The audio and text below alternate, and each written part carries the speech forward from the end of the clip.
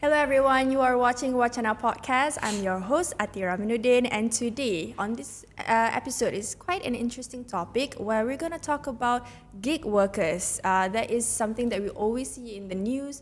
Gig workers, a lot of youth are venturing into the gig economy, but we want to know what is in it for them. What's next for gig workers? And on that note, we are joined today with former SPAD Policy and Planning and Operation, Mr. Wan Agyl Wan Hassan. He will help me to understand better the future for the gig workers, how their opportunities in the future, their welfare. We're going to discuss a bit on that. And just to give you a context, on 8th August 2023, meeting the Prime Minister, Datuk Anwar Ibrahim, stated that he does not want to enforce regulations or setting of fares, but instead he would want to focus on resolving issues with wage and earnings faced by gig workers in the e-hailing and p-hailing industry. But what does that mean? We are not really entirely sure. This is why we have Mr. Agyl today here to make us understand it better. And on that note, Mr. Agyl, we just want to start off the conversation asking you, PMX, Datuk Sri Anwar Ibrahim, says that he wanted to emphasize on the reskilling and upskilling efforts for gig workers. What are your thoughts on the need for the upskilling and reskilling for the gig workers? First of all, thank you, Atira, for having me for today's podcast. As for the gig workers, when PMX said that he want to focus on reskilling and upskilling, I think it's something that we should think through and we should push forward, because I think it is always a need for us to answer questions what's next for the gig workers, right? And we know for a fact that the gig workers jump into this gig economic sector for a temporary basis. It's not a full-time work. It shouldn't be a full-time work, even though we know that there are approximately 30% of them are doing this full-time. But it shouldn't be a full-time. It should be a temporary part-time industry where that allow people to make supplemental income or make an income to survive while waiting to get into the fixed economic situations. But we cannot deny the fact that there are people who are in this gig economy industry who do not have what it takes to be or to join the formal sector of the economy. Hence why they are stuck in the gig economy and why we have the 30% of doing this for full time. So the proposal by PMX is something that we hope it's not going to be only a statement by a Prime Minister, but we also need to see the policy direction, a detailed policy framework for the government to support the gig workers in the gig economy. And upskilling and reskilling will allow those people who are in the sector of gig economy to have at least a next step. On career, not career progression, but at least a next step for them to explore other opportunities. But now that you mention it's not a permanent job, it's not something they would do for a long time. They're in it for the side income. But given that the PMX already say this, do you think this is what the gig workers would want for themselves? I can't answer that question on behalf of the gig workers, that's for sure. I mean, to be fair, I know for a fact there are gig workers who enjoy doing what they do because of the flexibility and because of the money that they make. They're getting pretty handsome interesting amount. I mean, some of them still struggling, but it depends because of the flexibility of the industry and the dynamic of the industry. They decide how much they want to earn. As simple as a guy who's selling nasi lemak by the roadside or selling burgers at night, they decide how much money they want to earn. I think that's the beauty of the gig economy. So whether or not they want this upskilling or reskilling, it's still a question that need to be answered. I have no answer on this. I had a chance to speak to some people that work in the gig economy. Some of them, they are looking forward to it, but they are not really excited about it. Why is that? I mean, because they like the flexibility. They enjoy the culture, the working culture in the gig economy sector. Some of them are quite interested because these people used to be in the very formal economic sector, and something happened during the pandemic. Maybe they lost their job and they just jump into the sector, and then they haven't got a chance to join any formal sector again because of some qualification gap maybe or knowledge gap. And for these people, they are quite excited about it because they will be open to the opportunity to learn other skills or maybe reskill themselves entirely and return back to the formal sector. These people, we have. So it's like two different groups, yeah. different responses that we get from them. Okay, that's very interesting because it is something that we see that they would, I thought they would want to join in. And the government has in recent years provided various funds and grants. I saw Yayasan Peneraju to upskill and reskill to again help these gig workers, right? But we have been informed that these gig workers are unable to access those funds. What is that all about? I think this is the classic problem faced by us. While the government announced so many funds, so many grants, so many scholarships through multiple agencies, government agencies, to be exact, there's always a visibility and accessibility issue. So I agree that some of us, even not only in gig sector, some of other businesses in SMEs, for example, have this problem of visibility of grants information and difficulties in accessing the funds, which is something that government need to really, it's pay not something attention. new that we. It's not new. It's not new. We always hear this kind of issues happen, right? But in the sector of gig economy, I think if the government really want to look into the gig economy, upskilling and reskilling using agencies like Yayasan Peneraju, Pendidikan Bumi Putra, for example, or even PTPTN, for example, right? I think they need to work closely with the industry player, allowing industry player to become the tunnel to allow the gig workers to access those informations and also the grants. Work closely with the industry player to really identify areas that can be focused to the government for upskilling and reskilling, but also need to be able to, design it according to the industrial needs, not only for the gig economy sectors, but for the industrial needs in general. Because we can't run away from the issues of mismatch of educations and qualifications with the economic sector. Yeah, because when you say qualifications, I saw that most of the gig workers are just with at the SPM qualification. They only have those certificates and they already jump into the gig economy. And do you think when they have, of course, people are in for the income, right? If we see this kind of issues to access funds, do you think it will be harder to convince them to go into gig economy? I think it's entirely different because when we start talking about the SPM leavers who jump into the gig economy sector, right? There are so many factors that influence that decision. First of all, if we really understand the socio-demographic background of these people, those people are from the B40 families. It's either their family, they are stuck in the B40 environment. Poor is real in urban area.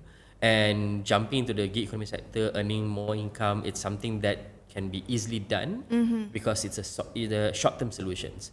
While if we want to invest, the poor family want to invest with grants or scholarships of funds, invest on having their kids to go to, tertiary educations, it would be a very long investment. Not to mention that once they graduated, it's not easy to get a jobs. They might jump into the gig economy while waiting for a job in the formal sector. So with this kind of thinking, I think, my assumption is that it's easier for them to jump in now. But they should be. They should have a concern over the loss of opportunity of their kids, especially on having more skills to get into a more lucrative businesses.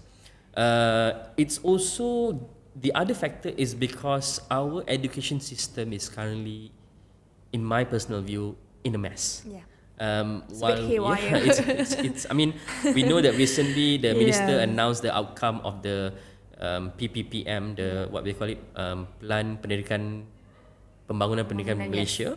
But I'm not sure whether it's something that we can be proud of, because while we abolish certain exams at certain stage, while we leave the SPM there as the ultimate examinations, we are not moving away from syllabus-based educations. We still look at it as, somehow there is an exam, invisible exams every year. They call it penaksiran, right? So I think this is something that you are suffocating the kids. End up they are not interested to join the tertiary educations because they haven't been given a chance to explore their talents and their interests, which is something that the Ministry of Education need to really pay attention to. But again, going back to the gig economy workers, SPM leavers, we have more than 50% jump into the gig economy sector. Everyone want to be riders, everyone want to be influencers. Because of the socio-economic situations. If you go back, let's understand those people. The majority of the people who jump into these informal sectors, they are from B40 families. I'm not saying that there are no influences coming from T20 or M40, but if you look into the totality of informal sectors, it's all about making easy money and make it fast. Yeah, I agree, because that is what, even when I spoke to my high school teachers, they are complaining about, like, nowadays budak tak nak belajar, all they want to do is become influencers. They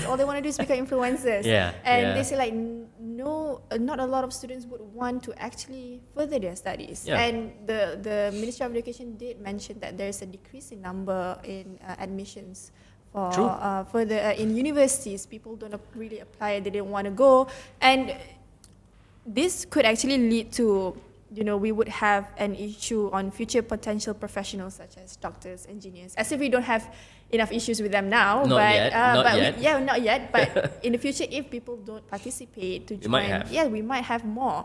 Do you think there's a way, apart from revamping the education system per se, is there any way to prevent this, along with still encouraging people to join the gig economy? It's not that it's a bad thing. It's a good thing, but just to balance things out. Well, this is where I think it is very important for government to set up a task force, inter-ministerial task force.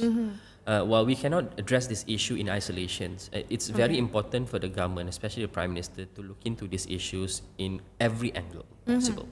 Education, in Ministry of Transport, Ministry of Human Resources, because if you look into these cases in isolations, you might address the issues at the Ministry of Transport level, for example, but the Ministry of Education is still dealing with issues. And this inter-ministerial task force should be able to look into all issues in totality, meaning that the solutions, it shouldn't be a very isolated solution, but it should be a comprehensive solutions covering every aspect of ministries. Because while we can ask Ministry of Education to revamp the education system, without input from Ministry of Economics, for example, they will not be able to understand what kind of revamp that they need. So the issue of mismatch, while we know that industry really need certain professions, but the higher education will never be able to revamp their syllabus or offer that courses in the universities because they are working in isolation. So this is something that I think the government need to do. While I know there is a cabinet meeting, but the cabinet meeting can be very simple, straightforward, approving a certain policy and proposal, right? But issue management, critical thinking and problem solving is something different. It shouldn't be done at the cabinet level. It should be done at the task force of interministerial level. I like that point. I think it's very, very important to recognize what the actual issue is rather than just on the surface. True. There's no point in solving a problem like that. And there's a survey and data shows that the gig economy contributed to the dip in youth and unemployment. And this is an alarming issue because I'm worried myself. I would still consider myself as a youth, but we never know, the future generations. They are the future of the country. But then there's a dip in unemployment. And what do you think the platforms like Grab or Foodpanda could maybe put out some initiatives that you feel that they could do for their gig workers? Before that, when I think I read that article, it seems like it's a good thing when we have a dip in unemployment rate because of most of them jump into the gig economy sector. But this is where we got it wrong. While we have more people move into the gig economy sectors, we shouldn't count them as part of employment. It should be a temporary employment that should be considered part of the statistic. I mean, correct me if I'm wrong, and I think it's one of the view that we should look into. Now, having that, it will give a different perspective to the government to not solving the unemployment issues. Okay. So it's very dangerous for us to consider that, and it is very important for the government to really address the issues of a huge force move into the gig economy sectors, right? Especially once you settle your SPM, the first thing, I mean, when I was young, the first thing that I do is I just go and get a job from McDonald's. But of course, in my mind, it's a temporary job because then I'm looking forward to get into universities, right? That should be the case. Those school leavers shouldn't be stopped to join the gig economy sectors. But with the mindset that it should be temporary, the problem is once they got comfortable, in fact too comfortable, they will stay. They will stay there. So it's not temporary anymore. That's a problem that cannot be easily fixed. Now, government cannot say to these people that, look, it should be temporary. No. Then you should, I mean, giving you a timeline, you should be 8 months and you should just go and join the university because these people have the freedom to make a choice, right? But what can government do is to work closely with the gig economy platform to provide, I'm not saying upskilling, reskilling is too generic. I would suggest a micro credential. Okay. Short courses, 12 weeks, 8 weeks, something that they can have in hand as an certifications. And we need to get the industry in general to accept micro credentials. Because at the moment, if you go and trying to get a job, the first thing they will ask you is degree. You have no degree. What's your qualification? Surprisingly, you can't even be an executive, right? If you want to be an executive, you need to have a degree. If you have a diploma, you are non-executive. It doesn't make any sense at all now. So micro credentials should be enough to people to join the formal sector and start charting their career path and grow accordingly. And it shouldn't be a one-stop gap. It shouldn't be a one-off gap measures. It should be a continuous.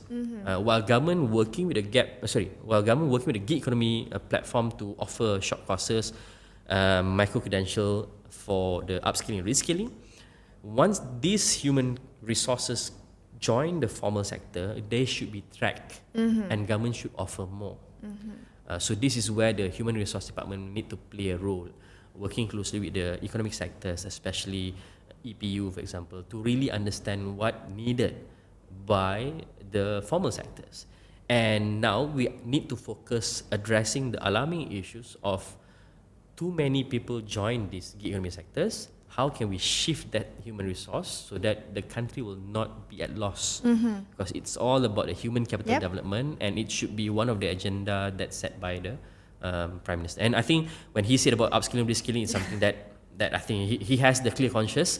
It's just that what's the detail in it. Yeah, and I just want to tweak a bit on you said about the short courses, right? I think it's a great idea to provide courses so that they actually know what they're getting. One, they know what they're getting into, and they have proper planning. But the thing is, when they hear courses, and some of these individuals who join gig economy, becoming a gig worker, they don't want to spend any more time learning or like spending time, because all they hear about is like, I'm going to be learning, I'm going to be spending more time to study, and I'm not going to get any income. Okay. So how do you think you can convince them to allocate time for this course?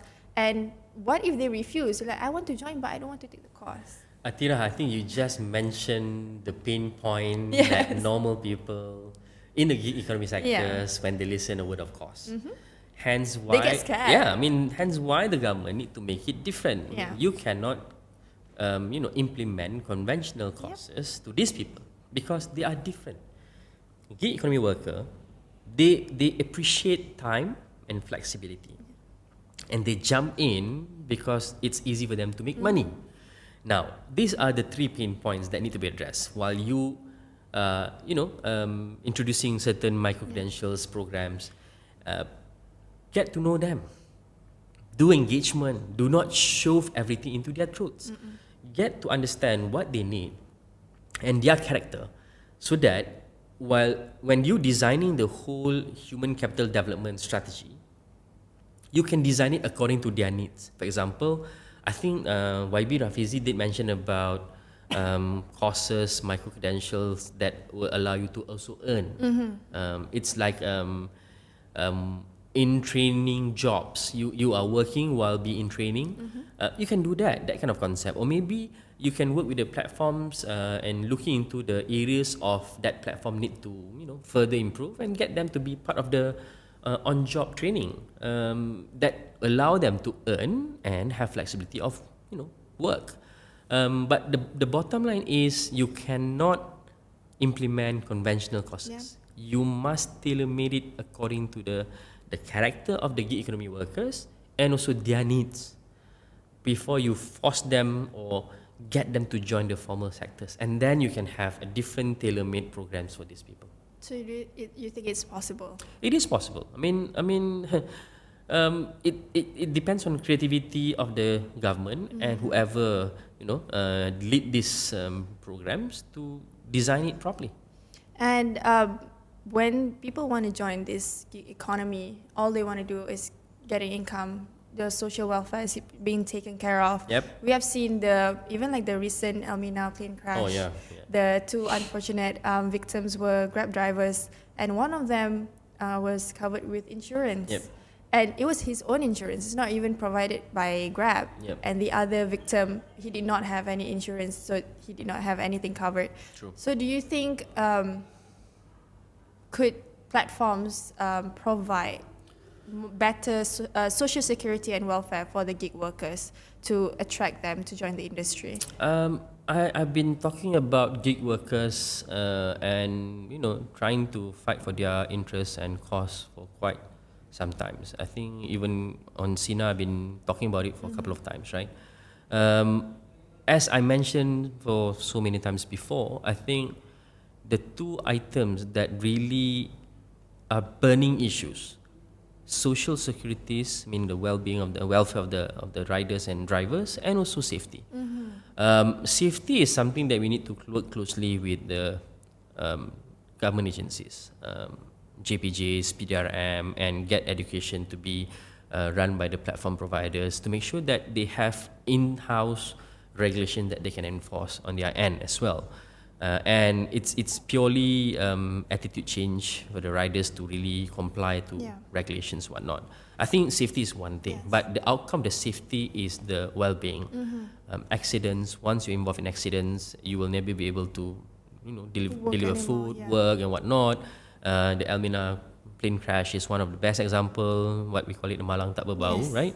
So it is very important for the government to ensure that all these gig workers have social protections. And in fact, there is a chance, there is a way for the riders and drivers to pay on their own insurance through SOCSO. There is an adjustment on the law. I think they have amended the law that allow the, what they call it, contractors or self-worker to pay and contribute on their behalf to make sure that they have a proper social securities. But this is a thing. What's the policy looks like? While we amending the law and pushing these people to do the self-contributions, what is government policy towards the platform? I know there are platforms like Grab, and I'm not sure. I heard Grab that they have this kind of options that they can pay on behalf, but there's certain trade-off, right? If you want to pay yourself, you can. If you want us to pay for you, also can. But we're gonna deduct it somewhere. That's fair. But it cannot be done by one platform or two platforms. It should be cut across the board. So what is the government policy? I'm not sure. Maybe I misread it. But there is no policy that enforce certain requirement for the platform to ensure. Now it's still. It depends to you. It depends on you. If you want it, you want it. If you don't want it, up to you. It cannot be like that, because at the end of the day, one guy will not contribute, and then the other person would. And then if he got involved into the accidents, and then he starts shouting at the government, "Look, I don't have social protection," but you can't simply just say, hey, because you don't contribute. You cannot say that, You right? cannot. So it cannot be. You must have clear policy to enforce this. It's either you force it to the platform or you force it to the gig workers. Again, what is the policy? Now, the easiest way is to force it to the platform because the platform is You can already standardize regulated. the whole thing. It's already regulated. Yeah. The gig workers, they are just independent contractor, which is not governed by any law. Surprisingly, because they are not. There is no definition of the gig worker on Works Act, right? They're not being recognized. They are not being recognized. So for you to push certain policies to these gig workers require many more things to be done. You need to amend the law, you need to come up with a policy. But again, government keep talking. We need outcomes. There is no Yes. policy. What is the policy looks like now? I mean, we need it now. Because these two issues are the burning issues. Whatever you talk about gig economy, they will come back to these two main issues, and we need to solve it now. Safety. Yeah, Everyone wants and, safety. and social Security. welfare. Yeah, that's all. It's basic, fundamental, Yes. and human rights. Human right? rights, yeah. And I'm pretty sure you know quite an amount of riders, right? Have they shared their experience with you when it comes to this kind of issues? Of course. I mean, I have a lot of family members and friends who are in the gig economy gig economy sectors. They work as the food delivery and parcel delivery, and there is one of them drive for Grabs. And unfortunately, about a couple of weeks ago, one of my family member involved in an accident, and he don't have insurance. And luckily, he has his own insurance. I mean, I think family insurance. I think. Okay. Thank God. Thank right? God. If not, but again, he lost the income every day, and that's it. Not what's for me. There's no income replacement insurance, nothing. I mean, Do they not offer anything to assist? I'm not sure. I mean, for that guy, no. Okay. No. Completely on his It's own. completely on his own. I don't want to mention which platform, but he is on its. He was on his own, and there are families around. There's family around that's supporting him, which is good, right? A very good friend of mine. So but this is one of the example. My brother, I think he deliver food for Foodpanda, temporary, but he got insurance and whatnot, which is good because he foresee there is a need for that. Yeah. But again, how many of these people really Can actually realize? think for themselves, right? They would actually want someone Yes. to care for I mean, them. you'll be surprised. Like these people, even 10 ringgit matter for them, right? Yeah, you can see that they earn handsomely, Yeah. but 10 ringgit does matter for them. It does. So how are we gonna adjust this mindset? How government can come in and help? Of course, at the cost of the government, we cannot have government to pay for the insurance. But how are you going to discuss with the platform provider to come up with win-win situations? Because at the end of the day, we need to tell the platform provider, look, these are your human resources that you need to rely on to deliver your services. At the end of the day, there should be certain agreement between you two, but we'll leave it to you. Whether you want to contribute on behalf and how you're going to deal with it, or you want to ask them to contribute by themselves and how you're going to deal with it. But government policy need to be very clear. Whoever in this sector must have it. No way you can run away from it. So there must be processes, regulation in place, policy enforcement that need to be done. Or else it's not going to be easy for them to just go and contribute themselves. I agree because putting out a policy is a start to convince people to actually go into the industry, right? Because people don't want to jump into without having a safety net. The policy can also be we can see it as a stick because at the end of the day, government need to make sure that, this is where the political will, hard call need to be made, right? Well, government might be in a position where if I introduce this policy, these people will be angry. But these people will not, maybe, these people will not think of the future. Yeah. We have foreseen it. The government have foreseen it, hence the policy need to be enforced. But at the end of the day, then you can just start harvest the outcome, how many people claim for the insurance, and it can become a showcase to those people who still wonder, why do I need to pay for this, right? And later on, people will be educated enough. This is a must for us to be. For us to contribute by ourselves, or for the company to contribute on behalf to make sure that the well-being of the riders or drivers will be protected. I see. That's a good point. And I'm pretty sure if they implement all these policies and regulations, do you think it would make those individuals in the industry to stay even longer in the gig economy? Interesting question, but again, it shouldn't be the only prong, right? We're still talking about the upskilling, reskilling prong. It should be a two-prong approach. While we addressing the immediate issues that faced by the gig workers, we also still need to start working on reskilling and upskilling them, get them to be enticed to be in the formal sectors. While they can decide to stay longer, but if we started to have some people to successfully join the formal sectors and be better, at least it's a good showcase, and these people will start to wonder, I should be part of it, right? But we need to start somewhere. That's the most important part. Okay. And just before we end today's podcast, there's already 40 minutes went by with that conversation. And just before we end, I'm pretty sure those who are listening and watching, if they heard what you have said, what you have suggested, I feel like they would be attracted to join the gig economy as well. And to those who are interested in the gig economy, what message or advice would you want to give them? I think the first thing is to make sure that you are fighting for your rights. While you joining the gig economy sectors for whatever reasons, there's always a need for you to really understand your rights. And one of it is to get the government to be on their toes and do whatever they need to do to ensure that your interests are protected. And of course, you need to choose the right platform to make sure that, because we know there are grouses of comparisons between platforms, right? But at the end of the day, it's you who decide. So really study which platform that you want to join.